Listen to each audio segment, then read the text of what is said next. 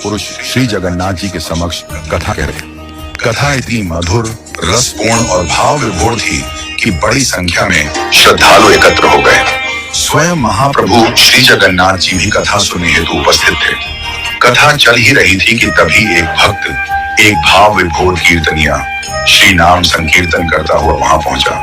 वह भक्त हृदय से उछलता कूदता नाचता गाता हुआ आ रहा था। वह न तो यह देख रहा था कि उसके पांव कहां पड़ रहे हैं, न यह कि वह किसके बीच से गुजर रहा है। वह तो केवल नाम भाव और प्रेम में लीन था। कथा का गंभीर प्रसंग चल रहा था। कुछ श्रोताओं को उसकी आवाज खटक गई। उन्होंने उसे डांटते हुए बाहर कर दिया। अरे बाहर जा, तू कथा सुनने नहीं दे रहा। और जैसे ही उन्होंने उस भक्त को बाहर निकाला, गर्भगृह में विराजमान श्री जगन्नाथ जी ने अपने कपाट बंद कर लिए। पूरा परिसर स्तब्ध रह गया। घबराकर सबने महाप्रभु से प्रार्थना की, प्रभु ये क्या हुआ? तब भीतर से महाप्रभु की वाणी आई, तुमने जिसे बाहर कर दिया वह मेरा परम प्रिय भक्त था।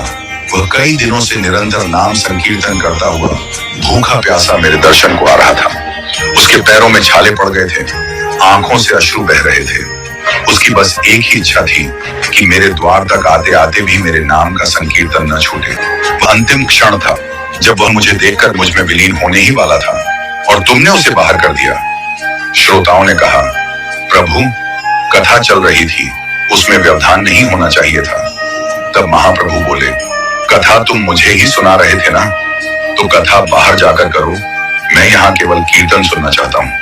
कथा जहाँ होती है मैं वहां उपस्थित हो जाता हूँ, पर यहाँ कौन किस भाव से आया है ये मैं भली भांति जानता हूँ।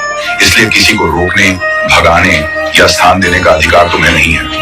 महाप्रभु आगे बोले, मंदिर में पुजारी जो भी करते हैं वह मेरी आज्ञा मानकर समझो। वह अगर किसी को डांटे, किसी से पैसे मांगे, तो सोचो मैं तुम्हारा अनहितकारी धन निकलवा रहा हूँ। तीर्थ में यदि कोई तुमसे पैसे मांगे तो समझो ठाकुर जी तुम्हें कुछ त्यागने का अवसर दे रहे हैं। ऐसे धन का त्याग तुरंत कर दो।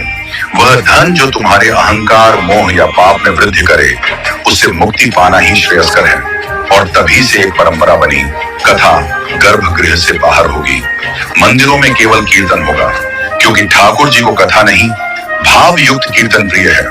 महाप्रभु सदा भुजाएं पसारे खड़े रहते हैं, जैसे कीर्तन की मुद्रा में। उनका मन कीर्तन में ही रमण करता है। शास्त्रों में वर्णन है, जो भाव में डूबकर कीर्तन करता है वह स्वयं को पवित्र करता है और पूरे विश्व को भी। आप सोचते होंगे कि महाप्रभु स्वयं कीर्तन में नाचते हैं, पर सच ये है कि जब हम हरे कृष्ण कहते हैं तो ठाकुर जी हमारा नाम लेते हैं। जो उनका नाम लेता है वे उसका नाम गाते हैं। एक बार की बात है, एक संत महापुरुष श्री जगन्नाथ जी